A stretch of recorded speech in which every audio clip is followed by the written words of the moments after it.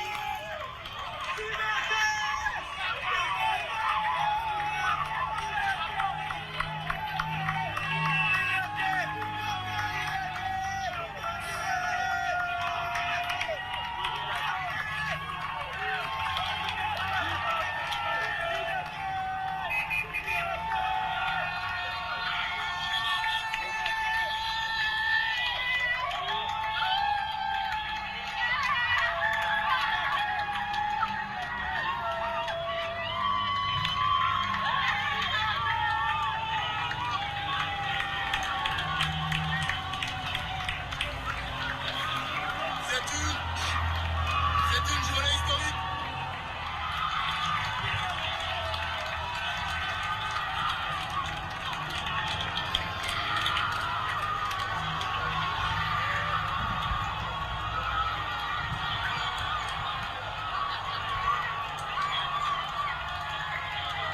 C'est une journée historique. Ouais. Ouais.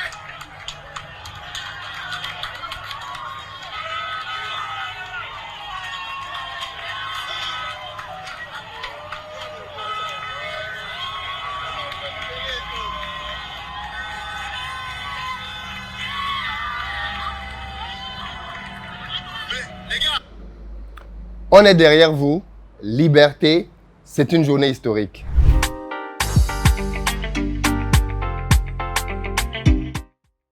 Salut à toi, bienvenue sur ma chaîne. Moi, c'est Philippe Simon. Ici, je te parle de business, de développement de l'Afrique. Et bien évidemment, aujourd'hui, nous allons parler de l'actualité brûlante au Gabon au travers du coup d'État d'Ali Bongo. Pour ne rien manquer de nos prochaines vidéos, n'hésite pas à t'abonner et à partager les vidéos comme celle-ci. Et puis, pour ceux d'entre vous qui êtes en Côte d'Ivoire, qui arrivez prochainement à Abidjan, vous le savez déjà, on a sur place une société de location de voitures et on met à votre disposition pick-up, SUV, berline, avec ou sans chauffeur, en fonction de votre budget. Et puis, si vous cherchez plutôt une maison, un appartement, vous nous contactez parce qu'on a aussi là des biens qu'on met désormais à votre disposition. Dans la barre de description, vous avez un lien qui vous permet de réserver votre place. Et puis enfin, si vous voulez devenir propriétaire pour vous, pour votre famille ou simplement pour un investissement, vous nous contactez parce que nous construisons désormais plusieurs maisons à Bingerville notamment. D'ailleurs, tous les samedis, nous organisons des visites. Spécialement ce samedi, la visite se fera à 10 h. Il faudra donc se retrouver à 9h30 à un point bien précis. Si vous voulez participer à cette visite, il y a un numéro qui s'affiche. Contactez-nous pour venir voir vous-même nos maisons avant de vous décider, bien évidemment, de devenir propriétaire. Chaque jour, quand on dort et qu'on se réveille, il y a des nouveaux dossiers. Et franchement, hier nuit, quand je me suis endormi, je ne m'attendais pas à ça. Je m'attendais à ce qu'on ait, comme d'habitude, des résultats d'élections qui soient proclamés, que la population se lève pour se débattre contre ça, que quelques personnes reçoivent des balles et qu'ils meurent, comme ça a été déjà le cas lors de la dernière élection présidentielle au Gabon, et puis que la vie reprenne son cours. Et bien, cette fois-ci, les choses ne se sont pas passées du tout comme prévu. Et on se retrouve avec un coup d'État militaire au Gabon. Comme dit précédemment, le coup d'État est purement militaire. Ce n'est pas un coup d'État dans lequel la population est mêlée. Ce n'est pas un coup d'État dans lequel les militaires suivent un mouvement de la population. Pas du tout, c'est un coup d'État entièrement mené par des militaires. Ici, D'où vient le coup d'État? Le coup d'État vient de ce que les autorités au Gabon ont été accusées, en tout cas par les militaires, entre autres, d'avoir massivement fraudé pour modifier les résultats de l'élection. Il se dit que le président sortant, Ali Bongo, aurait perdu ces élections, mais à coup de fraude massive, il a essayé de modifier les chiffres pour se maintenir au pouvoir. Ce qui se dit aussi, c'est que les militaires qui ont décidé de faire ce coup d'État-là se sont bien évidemment concertés, parce qu'on ne se lève pas un matin, on n'improvise pas un coup d'État, mais ils l'ont fait face à la trop grande fraude qu'ils voyaient pour la proclamation des résultats. Quoi qu'il en soit, il faut dire quand même que cette élection-là laissait présager déjà une situation assez tendue, vu que Internet avait été coupé, les médias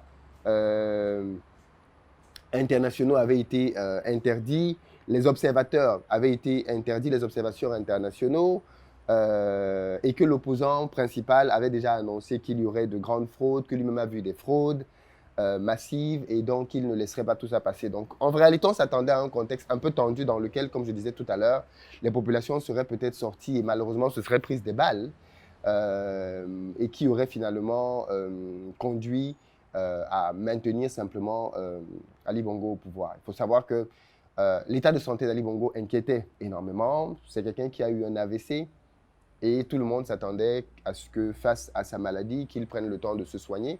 Bon, il a eu le temps de convalescence et il estimait être en bon état pour pouvoir reprendre le pouvoir. Ce n'est clairement pas ce que plusieurs analystes semblaient dire par rapport à son état de santé. Et ce qui, bien évidemment, va nous intéresser maintenant, c'est la réaction de la France. Il faut préciser que la France a une base militaire au Gabon. Okay? Ce sont les forces françaises du Gabon, quelque chose comme ça. Enfin, le nom est un peu... Voilà. Dans tous les cas, la France a une base militaire au Gabon qui a quelques centaines d'hommes. Hein. Je pense 300 hommes à peu près. Donc, ce n'est pas un très grand effectif. Mais c'est une base militaire qui est au Gabon depuis les indépendances. Et là encore, on peut se poser la question, quelle est la pertinence pour un pays comme le Gabon d'avoir en son sein une base militaire? Très clairement. Quelle est la pertinence pour un pays comme le Gabon d'avoir en son sein une base militaire? Est-ce que c'est le terrorisme? Je ne pense pas. Est-ce que c'est... qu'est-ce qui justifie? Lors de sa précédente descente au Gabon, le président français disait justement qu'il fallait revoir les effectifs, mais aussi le rôle des bases militaires, de la présence militaire française en Afrique, et que notamment il fallait que ces bases-là servent peut-être à faire de la formation, ce genre de choses. Mais on n'a pas besoin d'une base militaire sur son sol pour former ses policiers. La plupart des pays africains vont former leurs effectifs à l'étranger. Ils n'ont pas besoin d'avoir une base militaire étrangère sur leur sol. Donc, le motif de la formation, pour moi, ne justifierait pas le maintien d'une base militaire. Que va donc dire le président français actuellement? Moi, c'est vraiment une position que j'attends énormément. Pourquoi est-ce que j'attends cette position? Parce que le président français, et la France en général, a été très silencieuse au Gabon. Je précise que pour cette élection, RFI et France 24 sont suspendus au Gabon. Je n'ai pas entendu le président français s'élever contre ça et décrier cela avec la plus grande ferveur, comme il a pu le faire au Niger, au Tchad ou au Burkina. France 24 et RFI sont suspendus momentanément, en tout cas pendant les élections, parce que les autorités gabonaises avaient estimé que c'était des médias mensonges et qui allaient proférer énormément d'éléments faux pendant cette élection-là. Voilà ce qu'ils avaient donné comme argument. Et donc, je m'attendais à ce que le président français, bien évidemment, comme d'habitude,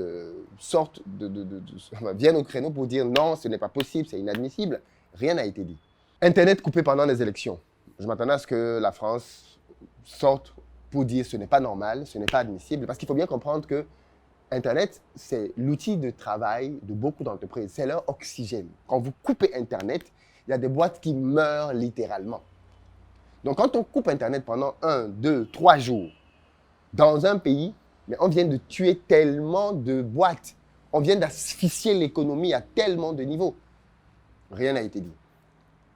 Je m'attendais à ce que le président français se prononce sur les accusations de fraude qui ont entaché cette élection. Rien n'a été dit. Enfin, je veux dire, il y a tellement d'éléments sur lesquels on a entendu la France apporter des critiques au Niger, pour lesquels on s'attendait à ce qu'elle vienne et qu'elle apporte des critiques pendant le processus électoral au Gabon. Rien n'a été dit. Il y a coup d'État. La première intervention française, c'est celle de la première ministre, Madame Borne, qui dit que la France suit avec beaucoup d'attention ce qui se passe au Gabon. Ce n'est pas une condamnation, Madame Borne. Vous ne condamnez pas ce coup d'État. C'est un coup d'État militaire. Militaire. Un peu comme au Niger. C'est la garde présidentielle, la garde du président de la République qui s'est retournée contre lui pour pouvoir l'évincer du pouvoir. C'est le même scénario là. Où est donc la condamnation de la France? Parce que l'une des choses en réalité que nous reprochons au président français, c'est son manque de cohérence. S'il dit qu'il défend des principes, il doit les défendre partout. On ne peut pas défendre des principes au Niger, au nom de la démocratie, au nom du président élu. Et quand il s'agit d'un autre pays, là où il y a le même scénario, on ne dit rien. On ne dit rien. Qu'est-ce que ça laisse donc comprendre? Les populations africaines sont aujourd'hui très regardantes sur ce genre de choses. Et c'est ce genre d'éléments-là qui continue d'accentuer le ressenti. C'est ce genre de double mesure, de double langage qui continue à accentuer le ressenti. Que la France ait des positions cohérentes.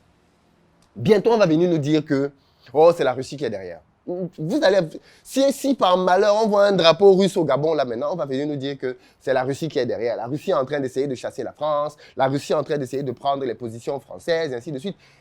Des raccourcis incroyables. C'est-à-dire les Africains ne sont pas capables de se prendre eux-mêmes en charge, ils ne sont pas capables de... Non, c'est la Russie. Bon, peut-être qu'on va venir nous dire maintenant que c'est la Russie qui est derrière les militaires, ou que c'est... Voilà, j'en sais rien, mais on va venir... C'est-à-dire, on évite le sujet principal, on évite finalement la responsabilité principale, c'est que les pays africains aujourd'hui, en tout cas dans beaucoup de pays africains francophones, les populations ont le sentiment que leurs dirigeants travaillent beaucoup plus pour l'étranger que pour le pays. Et donc, à partir de là, plutôt que d'apporter des solutions concrètes au développement, de construire des routes, de construire des écoles, d'amener des infrastructures, de chasser le délestage, voilà la réponse que les populations attendent en réalité. Et pas qu'on vienne leur dire qu'ils sont des marionnettes, qu'ils sont bousculés par la Russie ou je ne sais pas trop qui d'autre. Dans tous les cas, c'est sûr qu'en ce moment même, tout le monde a les yeux, en tout cas moi, j'ai les yeux rivés, braqués sur l'Élysée. J'attends le communiqué, j'attends la réaction du président français.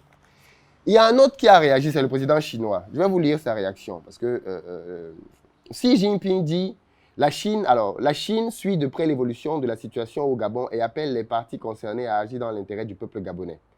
Au retour immédiat à l'ordre normal. Ça veut dire quoi l'ordre normal? Xi Jinping. Et à garantir la sécurité personnelle d'Ali Bongo. Quand Xi Jinping a modifié la constitution de son pays pour se proclamer président à vie, est-ce que des Africains l'ont appelé pour lui dire c'est pas normal? Pourquoi Xi Jinping vient dire ce qu'il faudrait faire du président Ali Bongo? Bien évidemment qu'au Gabon, il y a une justice, enfin, je ne sais pas si elle est fiable ou pas, mais ça aussi c'est une vraie question. Est-ce que le président Ali Bongo doit rendre des comptes? Est-ce qu'il doit remettre les biens qu'il aurait pu acquérir frauduleusement? Est-ce qu'il doit juste être libéré du pays et partir? Je suis sûr qu'aujourd'hui, les militaires qui ont pris le pouvoir doivent subir énormément de pression de la part de chancellerie dans ce sens-là. Moi, je pense que l'attitude de la France va clairement dépendre de la position des militaires. Si les militaires sont anti-français, en mode, un peu comme on a pu le voir au Mali, au Niger, au Burkina, en disant il faut que les bases françaises, la base militaire française ferme, eh bien, à ce moment-là, la position de la France va être, je pense, beaucoup plus coriace, va être beaucoup plus dans la sanction, va être beaucoup plus en mode on prive le Gabon des aides internationales, ainsi de suite, ainsi de suite. Le principal employeur au Gabon aujourd'hui, c'est une société française, quoi, qui s'appelle, attendez que je vérifie le nom, qui a d'ailleurs décidé de fermer, d'arrêter ses activités en attendant de nouvelles instructions. Le groupe minier français Eramet suspend ses activités au Gabon. Suite aux derniers événements en cours, le groupe a mis à l'arrêt ses activités au Gabon et suit la situation pour protéger la sécurité de son personnel et l'intégrité de ses installations. Eramet emploie quelques 8000 personnes dans le pays, majoritairement gabonaises. Le groupe français est présent au Gabon à travers 2 entreprises. Comilog, spécialisée dans l'extraction de manganèse, minerai dont Eramet est le 2e producteur au monde à haute teneur, et Cetrag, qui assure l'exploitation ferroviaire de la ligne qui relie la côte atlantique au sud du pays, riche en minerais à travers la forêt équatoriale du Gabon. La compagnie assure le transport des minerais et des passagers sur 650 km. Attendez que je vérifie le nom, qui a d'ailleurs décidé de fermer, d'arrêter ses activités en attendant de nouvelles instructions. Jean-Luc Mélenchon, politicien, dit « Aucune alerte n'aura été entendue. À présent, le Gabon n'a pu se débarrasser de sa marionnette présidentielle que par une intervention de ses militaires. Macron aura encore une fois compromis la France dans un soutien jusqu'au bout à l'insupportable. Les Africains tournent la page. » Et c'est vraiment... alors, il faut que je trouve la... Bon, ça c'est un autre sujet, mais il est peut-être grand temps que l'on arrête de vendre simplement de la matière première en Afrique, n'est-ce pas, et qu'on commence à la transformer sur place. Il est peut-être temps que on mette une pression accentuée sur ces pays, sur ces grandes multinationales, pour qu'elles transforment très clairement, qu'elles arrêtent juste d'extraire les matières qu'elles prennent sur le sol africain, qu'elles apportent davantage de valeur sur place. Quoi qu'il en soit, l'actualité aujourd'hui, c'est celle-là. Je ne sais pas ce que vous en pensez, mais bien évidemment, dans les commentaires, vos réactions sont attendues. J'ai reçu une pléiade de vidéos montrant l'actualité dans ce pays-là. Et bien évidemment, je vais vous laisser avec quelques-unes.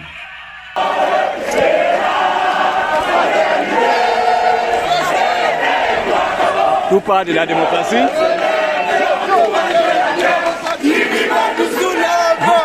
C'est un fan, on me sort.